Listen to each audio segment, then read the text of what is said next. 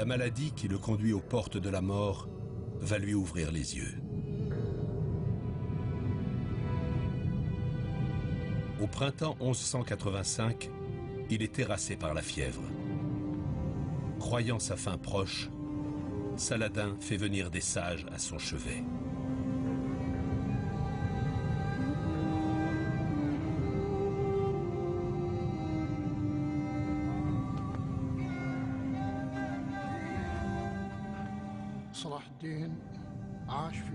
Saladin vivait dans un monde pétri de religion. Il croyait au pouvoir mystique des hommes saints, au surnaturel, aux miracles.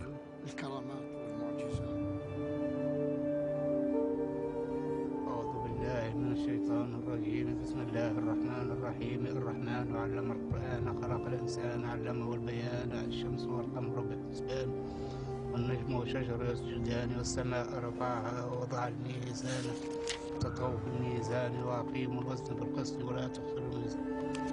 En écoutant les religieux lire le Coran, Saladin a une révélation.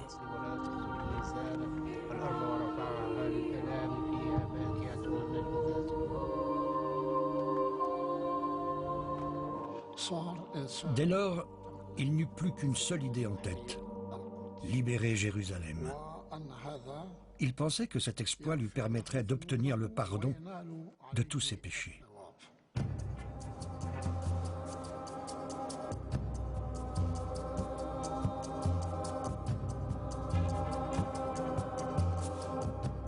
Saladin se remet progressivement. Il est persuadé que Dieu l'a épargné pour lui permettre de reprendre Jérusalem.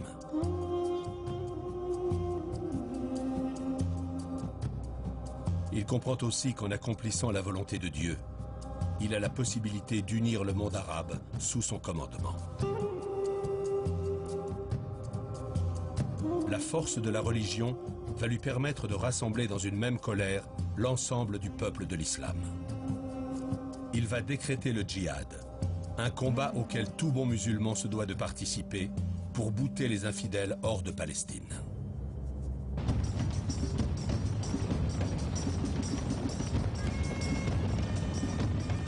Saladin veille à ce que tout le Moyen-Orient le sache. Ses scribes parlent d'une nouvelle guerre sainte.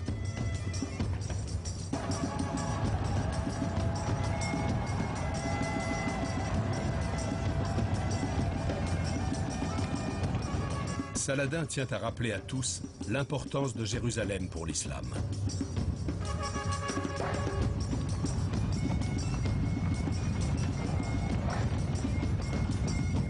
C'est là que le prophète Mahomet est monté au ciel vers Dieu. La ville sainte doit être reprise à l'ennemi. Il s'est servi de la religion parce qu'il n'y avait rien d'autre.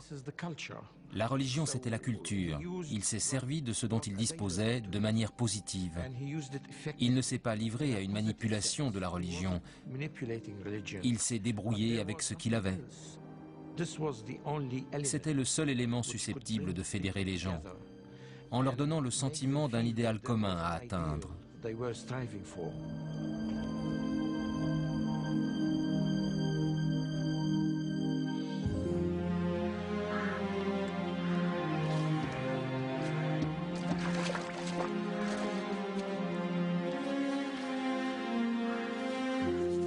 Des croisés de retour de Terre Sainte répandent la nouvelle de l'ascension de Saladin. Richard apprend ainsi que pour la première fois, un homme a réussi à unir l'ensemble du monde arabe. Encerclés, les francs du royaume de Jérusalem paraissent bien vulnérables. Les chefs de la chrétienté ne semblent guère s'en inquiéter.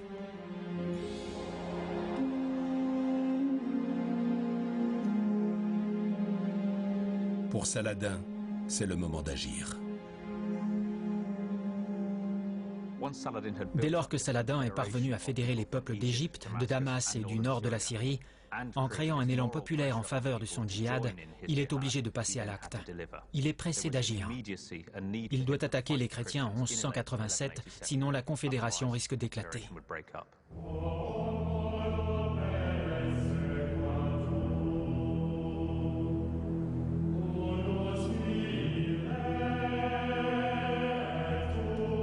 Retranchés dans la ville sainte, les Francs redoutent l'offensive des armées islamiques unies.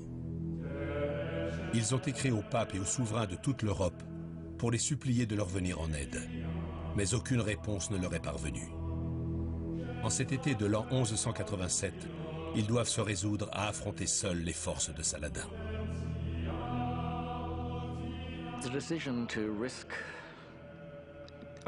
La décision de sortir de la ville et d'aller se battre contre Saladin en race campagne paraît bien hasardeuse, presque désespérée. Ce n'était pas une tactique très courante au Moyen Âge, certainement pas au XIIe siècle. On ne partait pas affronter ainsi un grand chef de guerre disposant d'une telle armée. C'était multiplier les risques par 3 ou 4.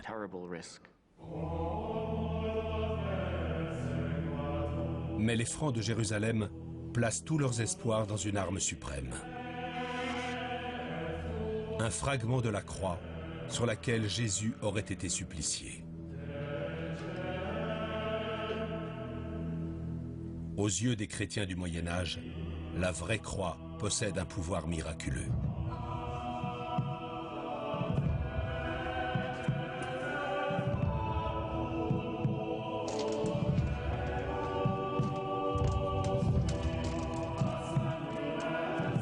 Plus de 20 fois, ils ont apporté la relique sur le champ de bataille et sont sortis vainqueurs.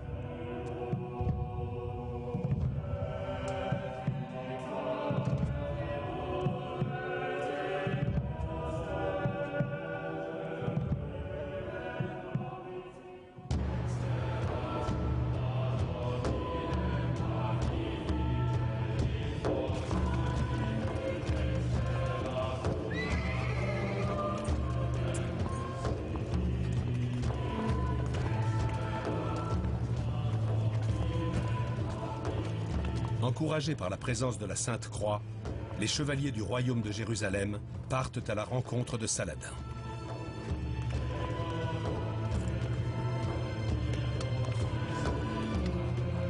C'est exactement ce que le sultan espérait.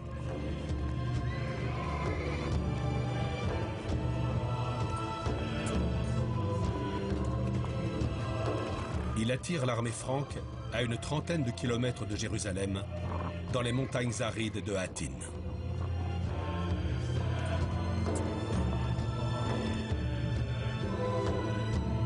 Il a pris soin d'empoisonner les rares sources d'eau potable. Saladin les a attirés dans un endroit bien précis, où ils se sont retrouvés sans eau.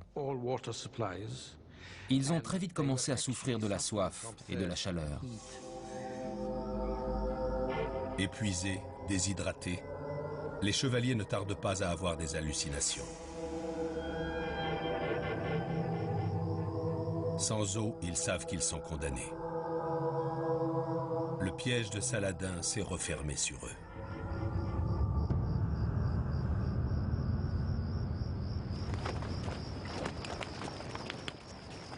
Pendant des années, Saladin a unifié le monde arabe à la force de l'épée.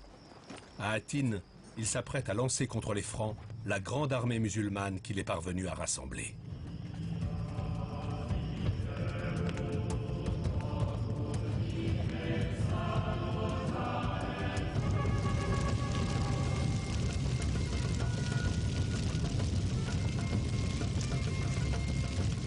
Il donne l'ordre à ses troupes d'attaquer le camp des croisés et de l'incendier.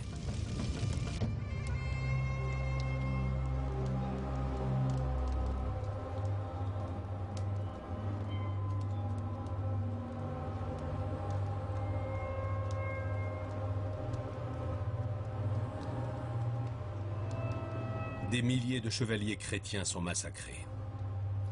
Les survivants sont faits prisonniers. Ils doivent choisir entre se convertir à l'islam ou être exécutés. Aucun d'eux ne se convertira.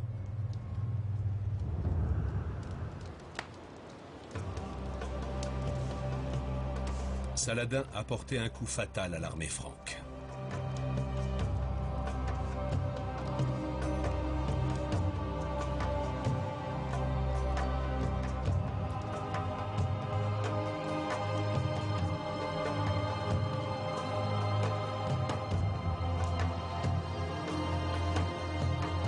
Il s'est même emparé de la vraie croix, un acte qui symbolise aux yeux des musulmans la suprématie de l'islam sous la conduite du grand guerrier.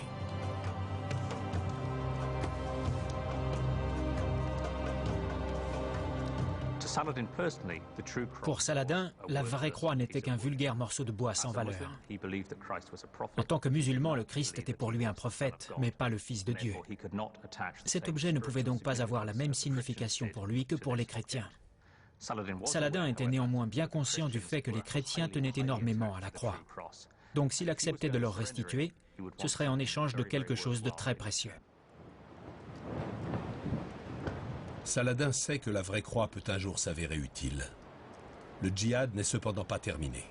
Jérusalem reste aux mains des chrétiens.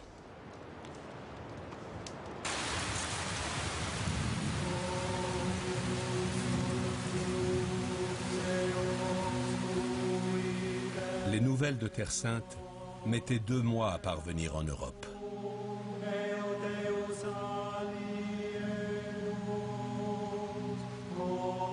L'annonce de la victoire de Saladin à Hattin troubla profondément Richard d'Angleterre. Jérusalem pouvait désormais tomber et il ne l'apprendrait que trop tard.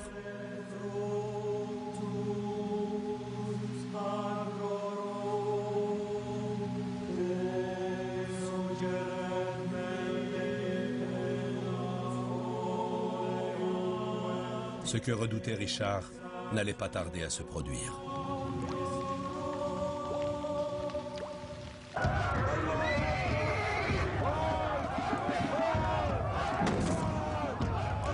En octobre 1187, quelques semaines après sa victoire de Hattin, Saladin est aux portes de la ville sainte.